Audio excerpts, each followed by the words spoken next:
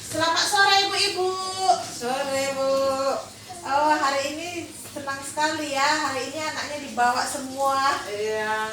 Oke, terima kasih ya udah datang ke pertemuan kelompok kita hari ini. Iya Bu. Oke, sebelum kita memulai pembelajaran yang akan saya bawakan ini, marilah kita membacakan doa terlebih dahulu. Oke, kita berdoa menurut agama kita masing-masing ya. Doa dimulai. Doa selesai. Oke, semangat ibu-ibu. Semangat. Kurang semangat. Semangat ibu-ibu. Semangat. Oke, adik-adiknya semangat.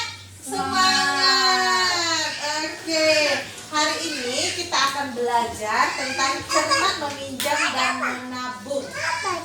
Oke. Sekarang ibu, saya akan bertanya kepada ibu-ibu. Tahu nggak apa yang dimaksud dengan kebutuhan? Siapa yang tahu apa yang dimaksud dengan kebutuhan? Iya, keperluan ya. Keperluan kita itu, kebutuhan itu keperluan kita. Contohnya apa, Bu? Kebutuhan rumah tangga sehari-hari. Iya. Contohnya kayak beli bahan belanja. Iya, benar sekali ya. Kan. Iya, benar sekali. Ternyata Bu Sinta sama Bu Gita ini tahu apa yang dimaksud kebutuhan sebelum saya menjelaskan lebih dalam. Oke, saya tanya lagi, apa itu keinginan? Ada yang tahu apa itu keinginan? Apa yang itu keinginan? Iya, apa itu keinginan? Tahu apa itu keinginan? Nggak tahu.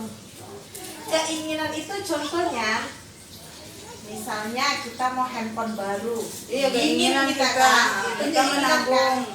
Sama nggak keinginan dan kebutuhan itu, Bu? Beda lah. Beda ya, kebutuhan dan keinginan itu berbeda. Kebutuhan itu kebutuhan kita sehari-hari yang harus dipenuhi. Iya. Tapi kalau keinginan itu tidak Ada bisa. Iya, Kapan aja pun bisa. iya, tidak mesti dipenuhi. Kalau kebutuhan kalau tidak dipenuhi akan berpengaruh. Kalau keinginan tidak dipenuhi bisa berpengaruh tidak?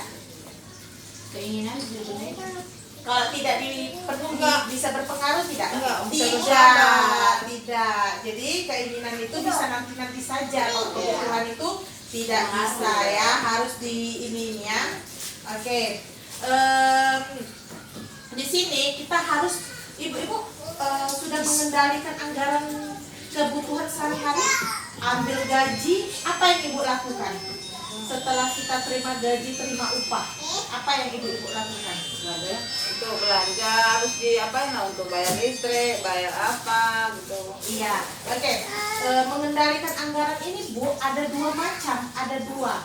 Satu sistem amplop. Pernah Ibu laksanakan sistem amplop? Belum. Sistem kas harian. Jadi ada sistem amplop, ada sistem kas harian. Jadi kalau sistem amplop itu bisa digunakan untuk berpenghasilan bulanan. Kas harian juga bisa digunakan untuk mencatat apa saja yang kebutuhan kita, dicatat. Terus dibeli sesuai dengan yang kita catat. Kalau sistem bulanan itu, sistem amplop itu tahu nggak contohnya bagaimana? Ada yang tahu? Sistem amplop kurang tahu. Kurang tahu. Oke. Sistem amplop itu gini Bu, misalnya dapat duit nih, bayar uang listrik 30.000, langsung masukkan di amplop, Iya. ditulis listrik. Jadi Iya. kita tidak boleh Buat membagi air, itu. buat belanja di amplop-amplop. Iya, benar sekali Bu Gita. Jadi begitu kita dapat gaji, kita masukkan amplop-amplop yang sudah kita Iya, sediakan. apa-apa yang mau dibayar dimasukkan dibagi-bagi. Iya, dalam amplop. dibagi-bagi. Jadi kalau kas harian juga kita nulis apa saja yang mau kita beli. Kita beli berdasarkan itu.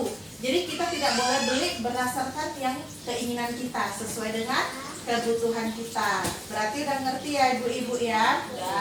Oke. Selanjutnya, oke. Kalau misalnya kita ini mau ngutang, kita harus merencanakannya dengan hati-hati. Kenapa? Harus hati-hati. Kita harus bertanya, untuk apa kita meminjam? Iya. Untuk apa? Pernah nggak ibu-ibu bertanya, untuk apa kita meminjam? Pernah nggak? Sebaiknya kita berhutang itu untuk memenuhi memenuhi keinginan. Kebutuhan dong. Iya, kita untuk memenuhi kebutuhan yang produktif, bukan mengutang untuk memenuhi keinginan kita. Beli baju baru, celana baru, atau sepatu baru, tapi kita peduli untuk kebutuhan. Oke, apakah ada cara lain yang bisa dilakukan sebelum berhutang? Ya. Apakah ada cara lain yang bisa kita lakukan sebelum berhutang? Ada nggak ibu berpikir seperti itu? Ada cara Menabung. lain? Enggak, seperti ini bu kita. Misalnya kita punya emas atau kita punya aset. Sebelum kita berhutang lebih bagus kita jual emas kita, Iya, iya. atau kita Gadaikan. gadaikan. Jadi kita tidak boleh langsung menghutang, ya. Oke, selanjutnya berapa besar yang kita perlu pinjam? Kita harus tahu berapa besar yang harus kita pinjam. Misalnya 1 juta, nggak boleh lebih dari itu. Jangan kita mau kebutuhannya mau pinjam 1 juta tapi kita pinjam 2 juta. Jangan seperti itu ya bu ya. Iya. Terus bagaimana kita bisa membayar kembali? Jadi kita harus tahu sebelum kita berhutang, kita harus tahu bagaimana kita mengembalikan hutang kita tadi. Bukan asal-asal pinjam aja ya, ibu-ibu. Oke, kemana kita dapat meminjam? Yang terakhir, kita harus bertanya lagi kemana kita dapat meminjam. Kita harus tahu, oh di rentenir kita pinjam 1 juta, kita harus kembalikan 1,5 juta. Di koperasi misalnya kita pinjam 1 juta, kita harus kembalikan 1,100 juta. Misalnya sama ini kita pinjam 1 juta, mungkin harus dikembalikan 1,50 juta. Yang mana ibu pilih? Kita harus pilih cara pengembaliannya dengan bunga terendah. Jadi kita Terendah, harus ya. cermat dalam meminjam. Oke, sampai di sini bagaimana, ada yang bapak ibu-ibu mau tanyakan? Enggak bu? Oh nggak ada ya.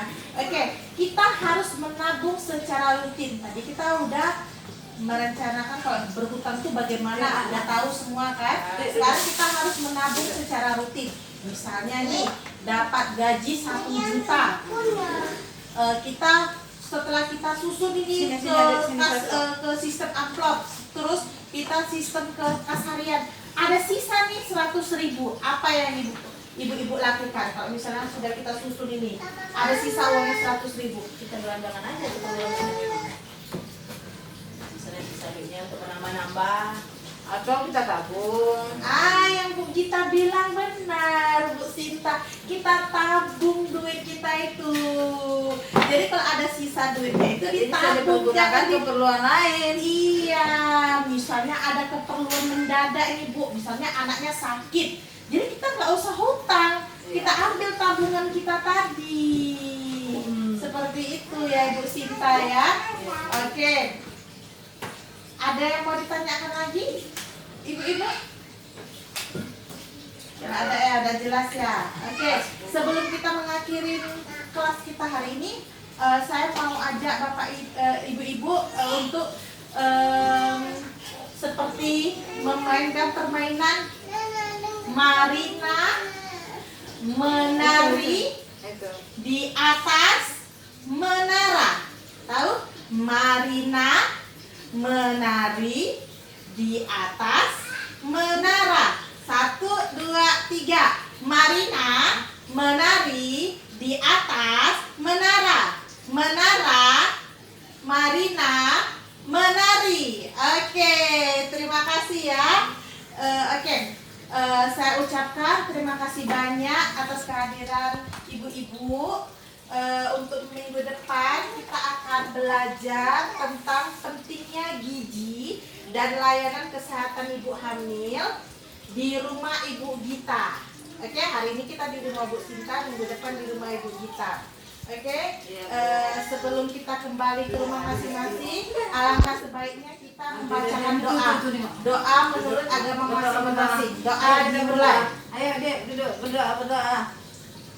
Doa selesai. Oke, sampai jumpa ke pertemuan berikutnya. Sampai jumpa.